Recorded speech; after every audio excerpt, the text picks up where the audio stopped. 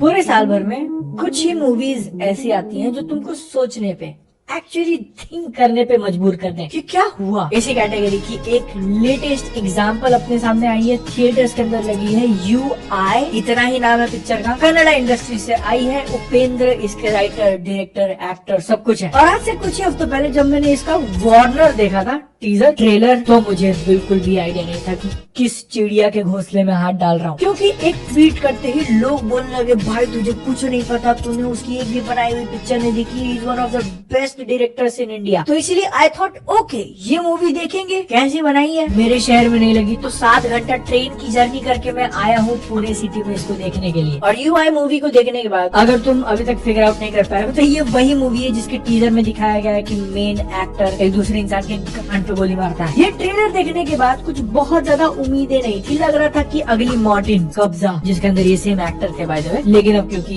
मैंने you I movie देख ली है तो मैं इतना कहना चाहूंगा कि ये काफी ज्यादा पोलराइजिंग पिक्चर है। मेजॉरिटी ऑडियंस को ये नहीं पसंद आने वाली कि क्या चल रहा है, और इसीलिए मैं इस मूवी को बनाने वाले इंसान, शख्स उपेंद्र जी को एक बहुत बड़ा सैल्यूट देना चाहूंगा। वो गट्स, वो बॉल्स ऑफ टाइटेनियम चाहिए ऐसी पिक्चर बनाने के लिए। सिर्फ इसको सोचना, प्लान करना नहीं, बल्कि एक्चुअली में एग्जीक्यूट करना। It is one of the strangest movie you will see this all year. क्योंकि अब तक तुमने फोर्थ वॉल ब्रेकिंग नाम का कॉन्सेप्ट सुना होगा। ये पिक्चर 4, 8 नहीं 16th वॉल पिक्चर चालू होती है और कुछ मिनटों में ही आपको एक टेक्स्ट देखने मिल जाएगा कि अगर आप इंटेलिजेंट है, दिमाग लगाते हैं तो उठ के चले जाओ। फिर ऐसा डायलॉग मारा जाता है कि रील को रियल लाइफ में देख लिया, रियल लाइफ को रील में देख लिया, लेकिन क्या रियल लाइफ को रियल में देखने की हिम्मत है। और फिर जो होता है इस यूआई मूवी के अंदर, जिसको उपेंद्र ने बनाई है, एक पिक्चर बनाई गई है जिसको उपेंद्र ने बनाई है, और लोग उस मूवी को थिएटर में जा रहे हैं देखने के लिए। ये पिक्चर के अंदर चल रहा है एंड उस मूवी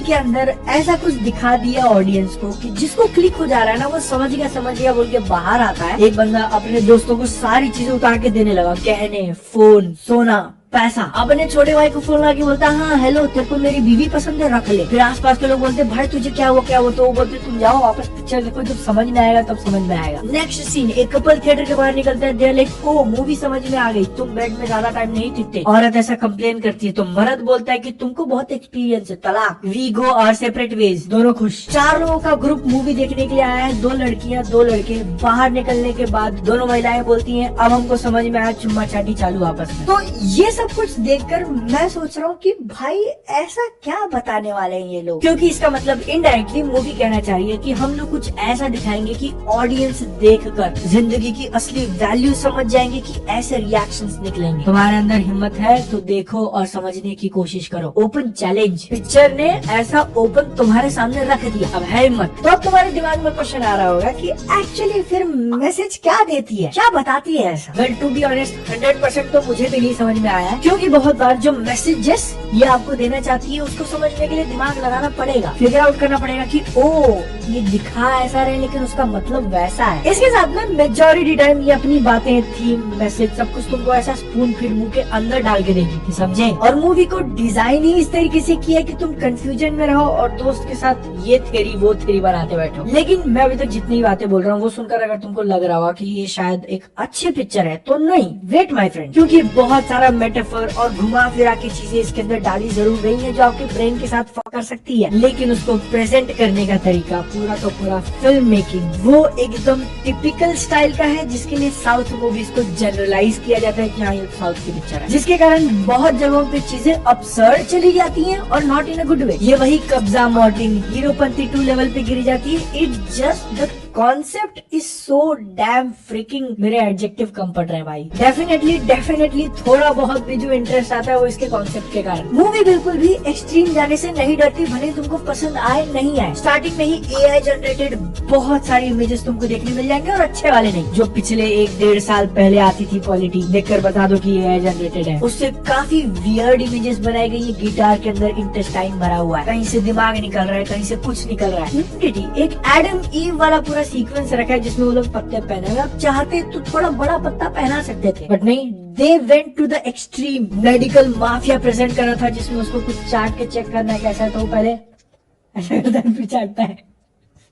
भाई इनफैक्ट मूवी के अंदर जो मूवी बनी है ना, उसको लेके रिव्यूअर्स का भी रिएक्शन दिखा दिया कि एक बंदा इतना मेस्मराइज्ड हो चुका है कि वीडियो के अंदर कपड़े खोल के नंगा बैठा है रिव्यू देते देते। नेम ड्रॉप भी करते हैं, करण आदर्श जितना मुझे याद है, या फिर काफी सिमिलर साउंड करने वाला, एकदम प्रोफेशनल, इंडिया का टॉप मूवी रिव्यूअर बोला गया। और उनको 1 हफ्ता लगा है पिक्चर के बारे में फिगर आउट करने के लिए कि क्या बोलूं। यूआई मूवी मल्टीपल टाइम्स उन्होंने देख ली है, लेकिन फिर भी नहीं बता पा रहे हैं। ऐसा यूआई मूवी के अंदर ही दिखाया है, और स्पेशली फर्स्ट हाफ में ऐसी ऐसी चीजें दिखाई है ना, काफी वियर्ड फील होता है, जहाँ पर एडम ईव के एप्पल खाने से लेके आज तक की जो इंसानों की कहानी रही है उसको एक फ्रेम में प्रेजेंट करना है। ये डायलॉग है पिक्चर के अंदर का, वो इसका मकसद, जो कि ऑब्वियसली अचीव नहीं कर पाती। लेकिन ये मूवी किसके बारे में है, सोचोगे तो क्लियर होगा कि मूवी क्यों बनाई, क्या बताना चाहते थे, और इतना एक्सट्रीम रास्ता क्यों यूज किया। ऐसा क्या ज्ञान मिलता है पिक्चर से जिसको देखकर इसके अंदर के लोग सब कुछ छोड़ रहे थे। वेल, काफी सारी चीजें तुमने ऑलरेडी शंकर की मूवीज में देख ली है, उसके अंदर और ऐड करो। समाज में कितना गलत होता है, कलयुग में कितनी सारी चीजें बुरी चल रही है, इंसान से अच्छे तो जानवर है। एटलीस्ट जात पात, एसिड अटैक, अमीर गरीबी, पॉलिटिक्स तो नहीं करते। लोगों को भगवान के नाम पे तुम इतना कन्विंस कर दोगे तो वो कुछ भी करने के लिए रेडी हो जाएंगे, कुछ भी। अंधविश्वास से लेके पुरुष नारी के पीछे कितना पागल हो जाता है, महिला एक आदमी के पीछे कितना सनकी हो सकती है। फोन और इंटरनेट में लोग इतने ज्यादा घुस चुके हैं कि पास में अगर खुदाई चल रही, सारे इंफ्रास्ट्रक्चर की माँ खोदी जा रही है, फिर भी फर्क नहीं पड़ता। मैं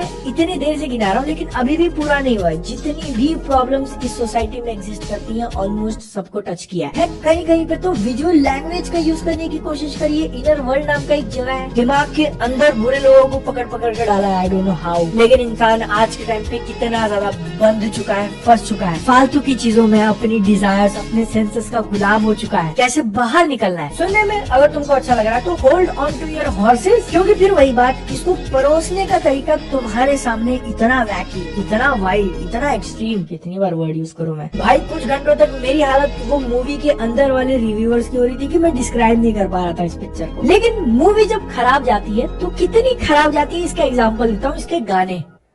ओह माय गॉड, मैंने हिंदी डब में देखा, ये ऑफिशियल लिरिक्स है, तुम्हारे सामने रख रहा हूँ। मुंबई का खांडम, थलाइवर का स्टारडम, चिरंजीव का फैंडम, सत्या का विजडम। यहाँ पर बेसिकली अलग अलग इंडस्ट्रीज के जो एकदम दिग्गज हैं उनके लेवल पे रखा जा रहा है उपेंद्र को, खुद उपेंद्र के द्वारा, वो भी मूवी के अंदर बनने वाली मूवी में। इंटरनेट और रील्स को लेकर मैंने जो तुमको मैसेज बताया ना, उसके ठीक बाद एक गाना लगा देते हैं, उसके लिरिक्स सुनो। मोए मोए सादा कुत्ता कुत्ता, तोड़ा कुत्ता Tommy, I am a liver looking like a wow. ये एक्चुअल लिरिक्स यूज किए एक ही गाने के अंदर।